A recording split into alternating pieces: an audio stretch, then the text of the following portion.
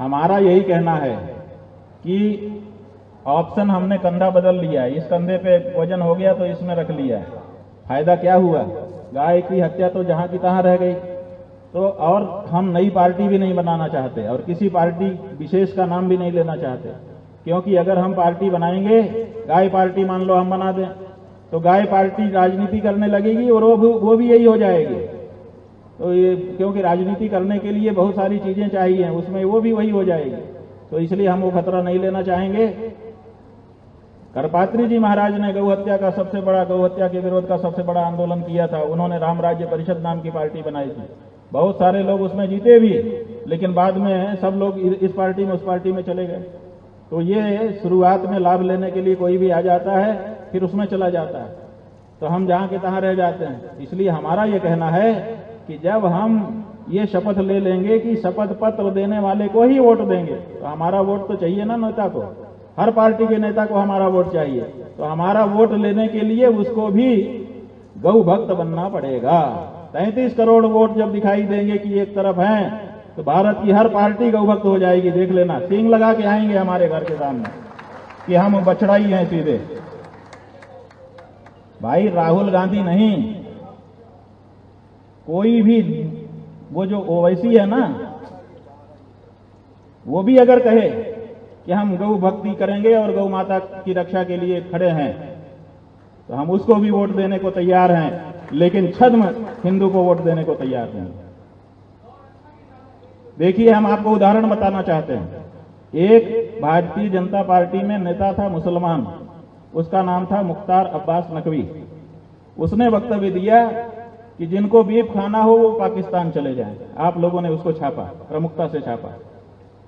जब उसने ये वक्तव्य दे दिया तो 2 दिन के बाद, वो भी मंत्री था भारतीय जनता पार्टी के कैबिनेट में, दूसरा एक मंत्री खड़ा हो गया और उसने कहा मैं खाता हूं बीफ, है किसी की हिम्मत जो रोक ले? ये 2 वक्तव्य भारतीय जनता पार्टी के केंद्रीय मंत्रियों के आए इस देश में। और फिर क्या हुआ? फिर ये हुआ कि जिसने कहा था कि जिसको बीफ खाना हो वो पाकिस्तान चला जाए, उसका मंत्रालय छिन गया, आज वो मंत्री नहीं है। और जिसने कहा था कि मैं खाता हूं बीफ, आज भी वो मंत्री बनकर के बैठा हुआ है। उदाहरण है आपके सामने। हम किसकी तरफ जाएं बताओ? हमारे लिए मुख्तार अब्बास नकवी हमारा भाई है, क्योंकि वो हमारी गाय माता के पक्ष में खड़ा है।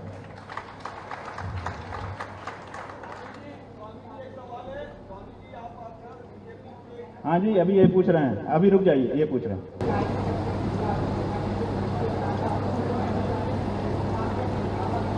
बिल्कुल दिखावा नहीं कर रहे हैं हम। अभी ये नहीं कह रहे हैं कि वो दिखावा कर रहे हैं। हम अभी ये कह रहे हैं कि वो ये कह रहे हैं और उनकी नागालैंड इकाई ये कह रही है। तो स्पष्ट होना चाहिए कि असल में पक्ष भाजपा का क्या है, ये हम कह रहे हैं। हम किसी का भी कुछ नहीं कह रहे हैं। 2 बातें आ रही हैं, 2 में से स्पष्ट होना चाहिए। आप बोलो। आप खिलाफ इस तरीके से बोलते हैं। अपने केदारनाथ में सोना चोरी का विषय उठाया, नागालैंड में बीजेपी ने गाय को लेकर जो आदेश किया, क्या लगता है आपको? बीजेपी शंकराचार्य के खिलाफ है या शंकराचार्य भाजपा के खिलाफ है? शंकराचार्य हिंदू धर्म के खिलाफ है। हिंदू धर्म के खिलाफ जहां भी, चाहे वो सगा भाई हमारा होगा, अगर हमारे धर्म के खिलाफ कुछ कर रहा होगा, हम उसको ललकारेंगे। इसीलिए कोई भी हो, हम ये नहीं सोचते कि ये बीजेपी है कि कांग्रेस है कि क्या है। हम ये सोचते हैं कि हमारे हिंदू धर्म में कोई क्षति तो नहीं कर रहा है, और अगर कर रहा होता है तो उसको हम कहते हैं और कहते रहेंगे। इसी के लिए हमको इस जगह पे बैठाया गया है। पक्षपात करने के लिए नहीं बैठाया गया, गोलबंदी करने के लिए नहीं बैठाया गया है, न्याय के लिए बैठाया गया है।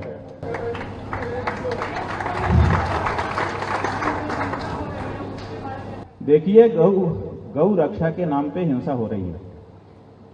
हमने क्या कहा कि पूरे देश की भावना है कि गौ रक्षा हो। जब यह भावना नहीं सुनी जाएगी तो क्या होगा?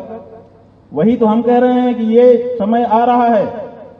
गौ भावना जो है देश की, उसको अनसुना किया जाने का परिणाम यह है, जब हमारे न्यायालय न्याय नहीं करते तो व्यक्ति स्वयं न्याय करने के लिए आगे बढ़ जाता है। कहीं ऐसी परिस्थिति देश में ना आ जाए, यही तो चिंता है हमारी। और कौन सी चिंता है? तिरुपति में जो मंदिर में मामला आया है प्रसाद मुखर्जी का, आप चाहते हैं कि मंदिर से सरकार का कंट्रोल हट जाए सब जगह? देखिए, तिरुपति में जो घटना हुई है वही तो छोटी सी घटना थोड़े है। वो इतना बड़ा छल हो गया, हिंदू समाज के साथ ये द्रोह हुआ है। जैसे राष्ट्रद्रोह होता है उसी कैटेगरी का ये द्रोह है हिंदू समाज के साथ। अब कह रहे हैं कि जांच करेंगे। जांच क्यों जल्दी नहीं होती है? अभी आपने केदारनाथ का नाम लिया कि वहां पर सोने का घोटाला, 2.5 साल हो गए, अभी तक जांच ही हो रही है। जब ये घोटाला सामने आया था तब मांग की गई थी लोगों के द्वारा कि जांच करिए, सरकार ने कहा था हम जांच करेंगे। 2.5 साल हो गए, अभी जांच ही हो रही है। ऐसे ही तिरुपति के मामले को भी जांच के नाम पर आप 2.5 साल खींच करके लेके चले जाएंगे। ये जो है इसी का तो हम विरोध कर रहे हैं।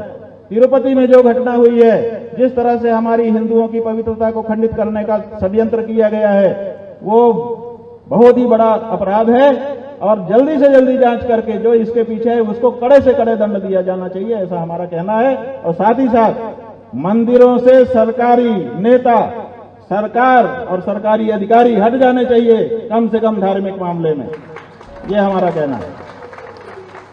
धर्मनिरपेक्षता की शपथ लेने वाली सरकार किसी भी धार्मिक परिसर का प्रबंधन नैतिक रूप से नहीं कर सकती है। गलत घुसी हुई है, या तो धार्मिक घोषित करो अपने आप को और या तो फिर धर्मनिरपेक्ष बनो।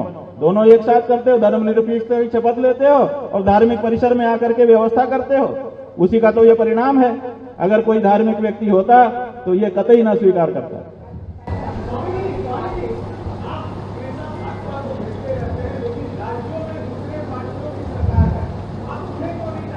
भाई हम तो कह रहे हैं अगर हम अभी सब राज्यों के लिए निकल पड़े, क्यों उसी प्रदेश से हमारा विरोध हुआ जिस प्रदेश में भाजपा के साथ सरकार है? आप बताओ, क्यों सबसे पहले भाजपा का ही पत्र आया?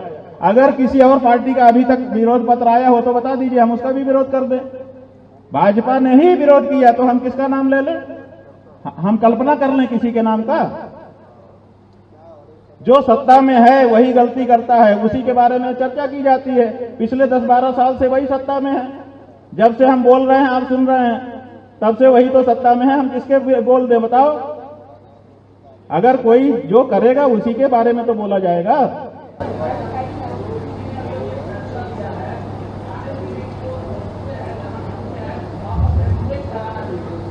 भाई नेम प्लेट से कैसे पता चल जाएगा कि कौन हिंदू है कौन हिंदू नहीं है? हमको बताओ। तिरुपति में जो घटना हुई है वो जो जिस मुख्यमंत्री के राज्य में हुई है उसका नाम है राजशेखर, नहीं राजशेखर का बेटा क्या नाम है? जगन मोहन। जगन मोहन नाम से आप पता लगा लोगे कि ये कौन से धर्म का है? आपको यही लगेगा ना जगन मोहन पढ़ करके कि ये हिंदू होगा। वो तो ईसाई है घोषित रूप से, उसके पिता राजशेखर भी ईसाई थे। नाम से पता चल जाएगा आपको। तो इसीलिए हमने कहा कि ये व्यर्थ की कवायद है, इसका कोई मतलब नहीं है। और हमारे हिंदू धर्म में जो कोई दीक्षा ले लेता है, माने संकल्पबद्ध हो जाता है, तो या तो स्वयं पाक करता है, या तो अपने बहुत नजदीकी रिश्तेदारों का बनाया खाता है, या तो फलाहार करता है। आप होटल में भी खाएंगे और कहेंगे कि हमारा धर्म बचा रहेगा, तो ये सब राजनीति में होता होगा, धर्म में नहीं होता है।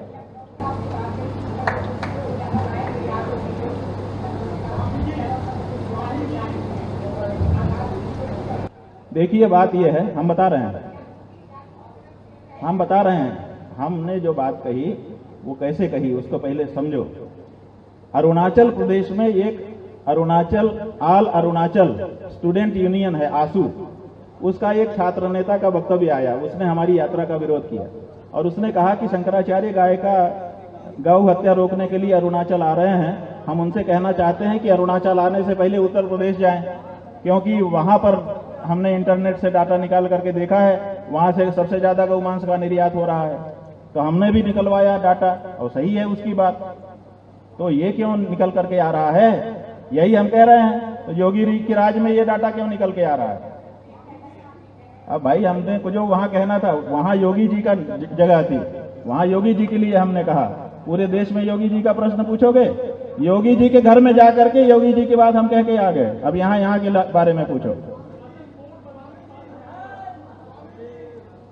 हाँ जी, सनातन बोर्ड ठीक है, पहले तो सनातन के साथ बोर्ड शब्द हटाओ। ये बोर्ड शब्द अंग्रेजी का शब्द है। जब अंग्रेजियत ही रह जाएगी तो क्या धर्म निकालोगे? तो ऐसे सनातन बोर्ड नहीं बनता। पहली बात ये संकरीकरण है। और दूसरी बात, अगर बनाना होगा तो धर्माचार्य बनाएंगे, कोई राजनेता। जैसे कोई कल्याण सुंदरम कौन है, पवन कल्याण, उन्होंने कह दिया हम बनाएंगे। तुम कौन होते हो बनाने वाले? तुम उप मुख्यमंत्री हो, तुम उप मुख्यमंत्री का कार्य करो। अगर बोर्ड बनाना होगा तो शंकराचार्य बनाएंगे, रामानुजाचार्य बनाएंगे, वल्लभाचार्य बनाएंगे, निम्बार्काचार्य बनाएंगे, हमारे अखाड़े बनाएंगे। तुम कौन होते हो बोर्ड बनाने वाले? तुमको तो व्यवस्था दी गई थी। तो ये जो है ये बात सही नहीं है। अगर कोई ऐसी संस्था का निर्माण करना होगा उसके लिए आचार्यगण पर्याप्त हैं और वो सही बनाएंगे।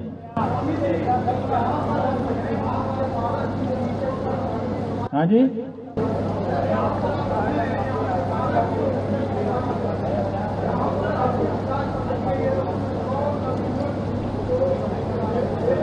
जो गौरक्षक हिंदू गौ रक्षा करते हुए पकड़े गए हैं, हम उनकी भूरी भूरी प्रशंसा करते हैं, उनका अभिनंदन करते हैं इस सभा में।